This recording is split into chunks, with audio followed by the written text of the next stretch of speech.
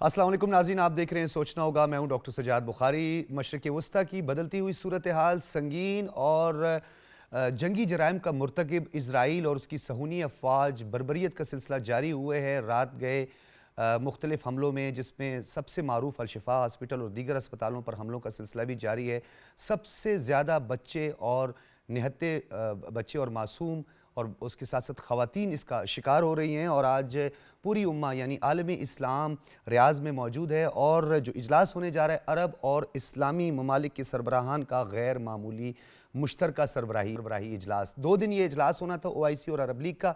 अब ये मुश्तरका तौर पर इजलास हो रहा है। कुछ देर पहले आपने देखा कि एक फ़ोटो सेशन भी हुआ। तमाम सरबराहान मुमलिकत और उसके अलावा मंदूबीन की भी इसमें शिरकत हुई है और एक गैर मामूली एलामिये की तवक्कुआत रखी जा रही हैं। और इससे कबल निगरान वज़ीर आज़म अनवारुल हक काकड़ की फ़लस्तीनी सदर महमूद अब्बास से जो मुलाकात हुई है, उसमें उन्होंने गज़ा में इंसानी अलमिये का ज़िक्र किया है कि वो जन्म ले रहा है और इसराइली बर्बरियत की कोई मिसाल नहीं मिलती। और उन्होंने ये बात बड़ी अहम की है कि आलमी क़ुव्वतों की गज़ा में जारी बर्बरियत पर खामोशी शर्मनाक है। यानी इंतहाई शर्मनाक ये फ़ेल है कि उनकी पुश्त पनाही की जा रही है और मज़ालिम का सिलसिला बढ़ता जा रहा है। इस हवाले से जो डेवलपमेंट हुई है, इससे पहले OIC वज़राए ख़ारजा कौंसिल का इजलास भी हुआ और हमारे निगरान वज़ीर ख़ारजा जलील अब्बास जिलानी ने भी इस कौंसिल इजलास से खिताब भी किया है और इसराइली जारियत की भरपूर अल्फाज में मज़म्मत की गई है। इन तमाम तर उमूर को ज़ेर बहस लाएंगे। इस वक्त भी ये इजलास जो है वो शुरू होने वाला है कुछ देर में। और अपने मेहमानों का हम तारुफ़ करवाते चलें। जमील खान साहब हमारे साथ मौजूद हैं, फॉर्मर एम्बेसडर हैं। बहुत शुक्रिया जमील खान साहब। और उनके साथ साथ हमारे साथ डॉक्टर नूर इस्लामाबाद स्टूडियोज़ में मौजूद हैं, बैनुल-अक़वामी उमूर की माहिर हैं, तज्ज़ियाकार हैं। बहुत शुक्रिया आपकी भी तशरीफ़ आवरी का। जमील खान साहब, आपसे गुफ्तगू का आगाज़ करते हैं। इस इजलास के हवाले से सबसे पहले अगर बात की जाए, आपको लगता है कि कोई गैर मामूली इजलास का गैर मामूली एलामिया भी मुतवक्के है? क्योंकि कल मोहम्मद बिन सलेमान ने भी इस हवाले से बड़ा एक सख्त मौक़िफ़ इख्तियार किया है कि इसराइली जो जारियत है उसे बर्दाश्त नहीं किया जाएगा और ये बैनुल-अक़वामी क़वानीन की धज्जियाँ बिखेरने के मुतरादिफ़ है। दुरुस्त है ये। तो इससे पहले भी जब गैर मामूली इजलास हुआ था OIC के आर्टिकल 9 के तहत, OIC के चार्टर के आर्टिकल 9 के तहत, तो उस वक्त भी इस चीज़ का इससे मिलते जुलते अल्फाज में अदा किया गया था। यकीनन पर उम्मीद रहना चाहिए और इस वक्त तो देर आयत दुरुस्त आयत। एक तो लोग हक्का बक्का हैं, ताज्जुब में हैं कि ये जो इंसानी अलमिया 7 तारीख के बाद जो शुरू हुआ, जिसमें बारूद और आग की बारिश होना शुरू हो गई, जिसमें अब तक 30,000 टन से ज़्यादा एमुनेशन इस्तेमाल हुआ है, जो फ़िज़ाओं से, समुद्रों से, ज़मीनों से जो बरसाया गया है। ये तमाम चीज़ें तो दुनिया की नज़रों के सामने, और ऐसे में अब OIC का इजलास कुछ ताख़ीर से, लेकिन चलें, जैसा मैंने कहा, देर आयत दुरुस्त आयत। अब इसके मज़मरात क्या होंगे ये तो पता पड़ जाएगा, लेकिन मैं समझता हूं कि बहुत ज़्यादा कोई आस और उम्मीद लगा के बैठना, मिसाल के तौर पर इससे पहले भी जो 2019 में एक्स्ट्राऑर्डिनरी सेशन हुआ था इसी आर्टिकल के तहत, आर्टिकल 9 OIC के चार्टर के तहत, तो उस वक्त भी बहुत ज़्यादा सख्त अल्फाज में रेजोल्यूशंस पास किए गए थे और उन रेजोल्यूशंस पर कान नहीं धरा इजराइल ने। इस दफ़ा ईरान ने कहा है, हमारा प्राइम मिनिस्टर इस मामले में इस दफ़ा काफ़ी मुतहर्रिक हैं। किसी ने उन अल्फाज के साथ कदम नहीं रखा, उन अल्फाज की अदा करने के बाद किसी सरबराह ने कदम अब तक नहीं रखा जो अल्फाज हमारे प्राइम मिनिस्टर अल्फाज कर चुके हैं। आपने भी खुद बताया, शर्मनाक हद तक, जो कि न वेस्ट कंट्री को इस्तेमाल किया किसी ने ये लफ्ज, न किसी हमारे 57 जो OIC के मेंबर, उन्होंने किया। अब आ जाते हैं इस बात पर कि इससे तवक्कुआत लोगों को बड़ी हैं, उम्मीद होनी भी चाहिए। गैर मामूली हालात हैं। अलमिया ऐसा है कि कभी किसी जंग में भी ऐसे अलमिया नहीं हुआ। वो बच्चे अभी भी उन खंडरात के नीचे दबे हुए हैं, जिन मकानों को और उनके मकीनों को इजराइल ने बम्बार्डमेंट कर करके उनको वहां दफन कर दिया, शहीद कर दिया। तो इससे ज्यादा, और अक़वाम मुत्तहिदा कह रही है, अक़वाम मुत्तहिदा के WFP का हेड कह रहा है कि ये कैटास्ट्रॉफी चल रही है, ये जेनोसाइड है।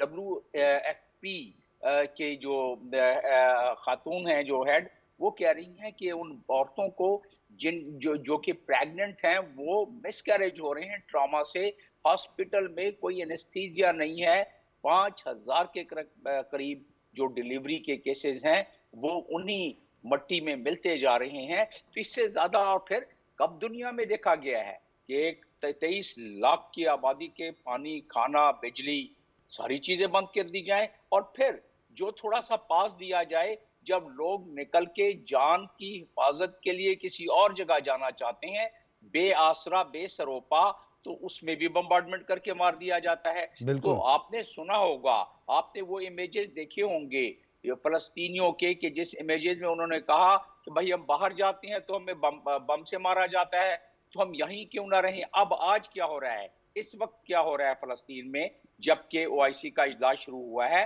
اس لیے او آئی سی کے اس اجلاس سے امید زیادہ ہے. آج جو اس وقت ہو رہا ہے فلسطین میں پچھلے 8 گھنٹے سے 7 گھنٹے سے، کہ ٹینک کھڑے ہیں بالکل 4 جو باقی ہسپتال رہ گئے ہیں الشفا سمیت، اس کا گھیرا کر کے کسی وقت بھی اسرائیلی سولجر اس کے اندر جائیں گے یا ٹینک لے جائیں گے، تو ایک بہت کوہرام مچ جائے گا کہ وہاں جو زخمی لوگ موجود ہیں یا وہاں جو تھوڑا بہت بچا کھچا ان کے پاس رہ گئی ہیں ادویات، اس کے تحت جو وہ کر رہے ہیں، تو وہ اب آپ کہہ رہے ہیں کہ آخری بات میں کرتا چلوں بس چند لمحوں میں، جی. وہ یہ کہ 2019 میں جب تل ابیب سے بیت المقدس میں، جبکہ تل ابیب سے یروشلم میں کیپٹل کو شفٹ کیا گیا اسرائیل کے، اس کے ساتھ امریکہ کے کیپٹل کو، اس کے ساتھ 6 اور کنٹریز نے جب کیا، تو وہ اقوام متحدہ کے ریزولوشن کی کھلا خلاف ورزی تھی.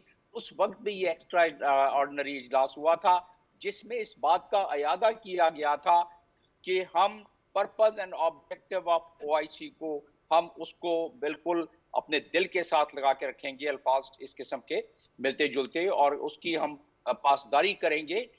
اور اس کے ساتھ ساتھ جو یہ پرپز ہے، جو آبجیکٹو ہے، یہ آرٹیکل 1 او آئی سی کے چارٹر کا ہے، جس کا سب سے آرٹیکل ہے 8، اس کے تحت فلسطینیوں کو سپورٹ کرنا ہے تمام. بالکل.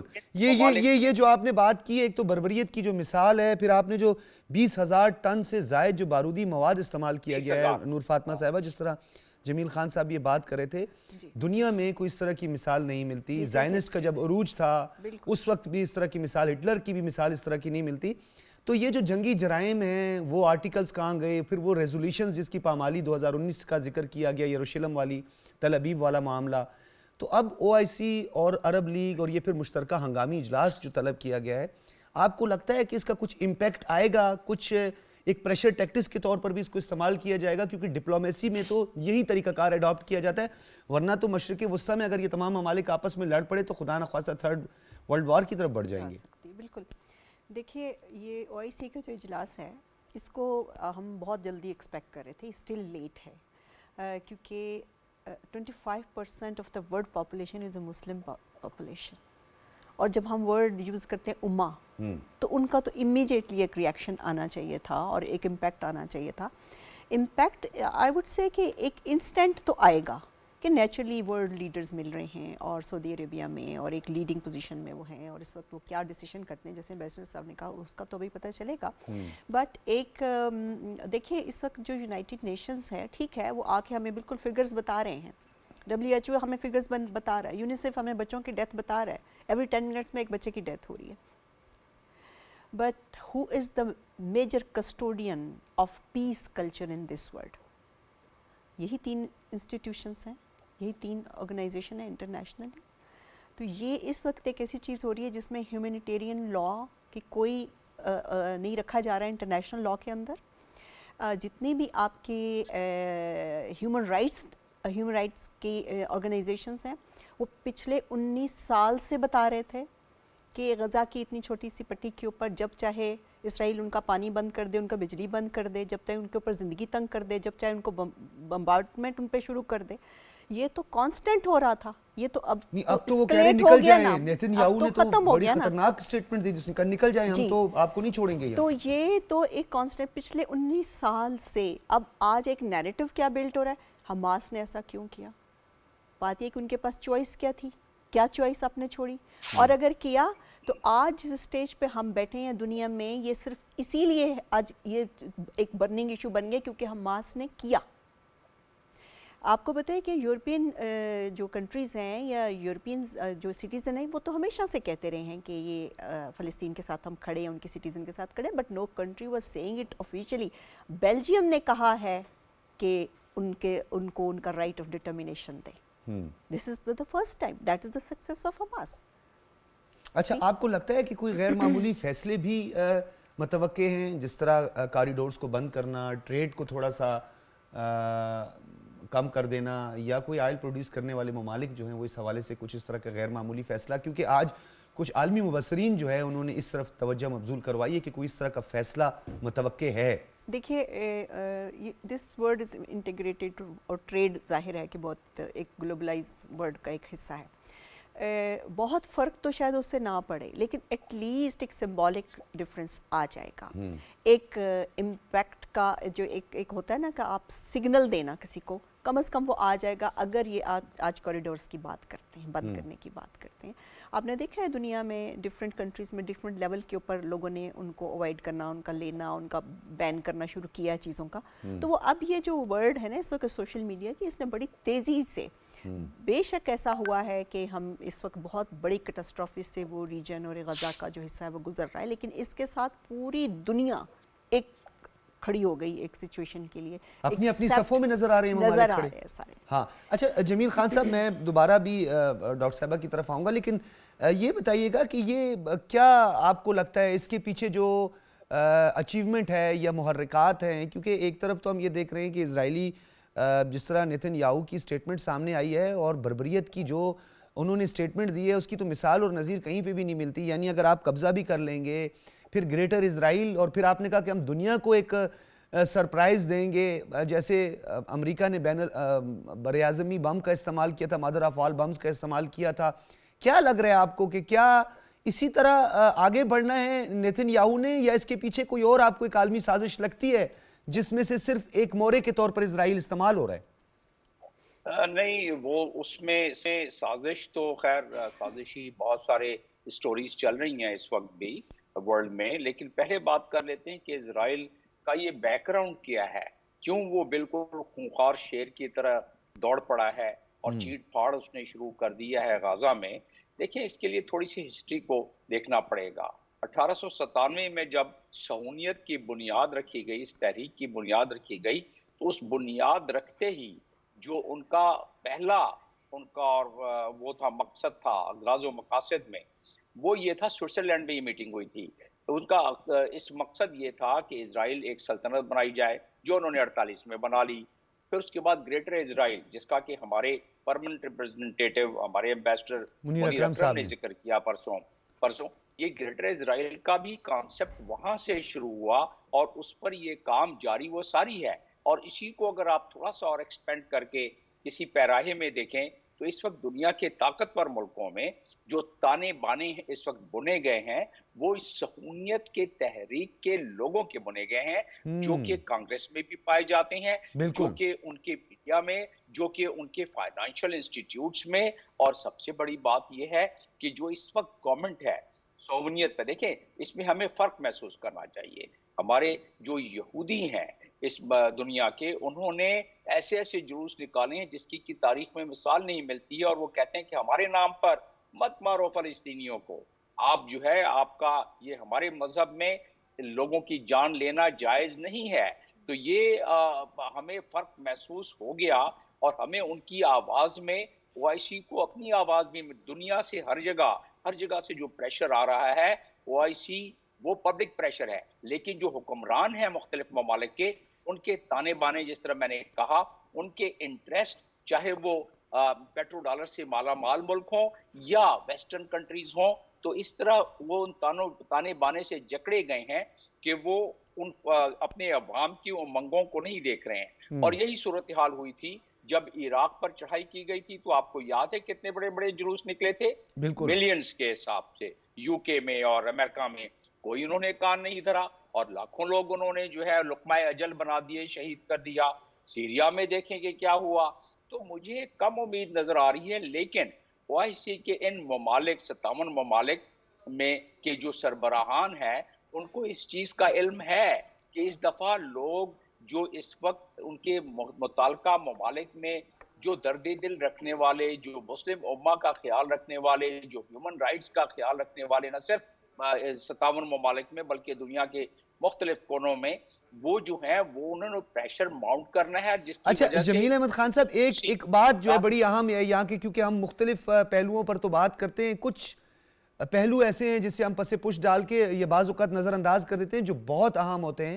آپ کو لگتا ہے کہ اسرائیل اس نہج تک پہنچ گیا ہے؟ کیونکہ ہٹلر کے بعد اور جو حالت بنی ان کی ہولوکاسٹ اور پھر جن چیزوں پر ہم اب آج تک دنیا بولتی نہیں ہے، خاموشی اختیار کیے ہوئی ہے، تو یہ فیصلہ کیا گیا تھا کہ ہم نے مہمان بن کے جانا ہے، ہم نے دنیا کی معیشت پر قابض ہونا ہے اور اس کے بعد پھر ہم نے جھنڈے گاڑنے ہیں.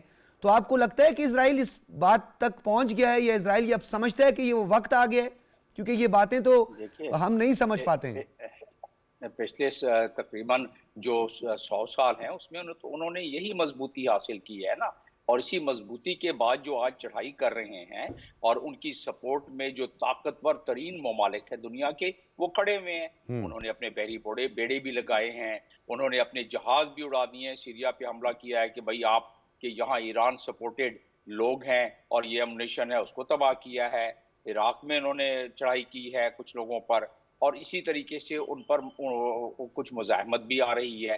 تو ان تمام چیزوں کو دیکھا جائے تو اس دفعہ یہ معاملہ محسوس یہ ہوتا ہے کہ تقریباً یہ 1.9 سے زیادہ بلین یعنی 2 بلین جو اس وقت مسلم کنٹریز ہیں اور درد دل رکھنے والے اور ہیومن رائٹ کے علمبردار دنیا کے ہر کونے میں، وہ اس دفعہ اٹھ کھڑے ہوئے ہیں. اور اس کی وجہ سے ان متعلقہ ملکوں میں آپ دیکھیں گے کہ جو بائیڈن کو الیکشن جیتنا بہت مشکل ہو جائے گا. ان ممالک میں جہاں کی حکومت اس بربریت کا ساتھ دے رہی ہے، آفٹر آل انسان ہوتا ہے، ان کے اندر ایک دل ہوتا ہے اور وہ سمجھتے ہیں کہ کیا بربریت چل رہی ہے. ساؤتھ افریقہ کے جو کل اسمبلی میں تقریریں ہوئی ہیں سننے سے متعلق ہیں، اور جس بربریت کا ساؤتھ افریقہ کے پارلیمنٹ نے ذکر کیا ہے سننے سے متعلق ہیں. تو دنیا میں اور پھر اسکاٹ لینڈ میں بھی ہوا ہے، باقی جگہوں پر بھی پارلیمنٹ میں یہ بات ہو رہی ہے.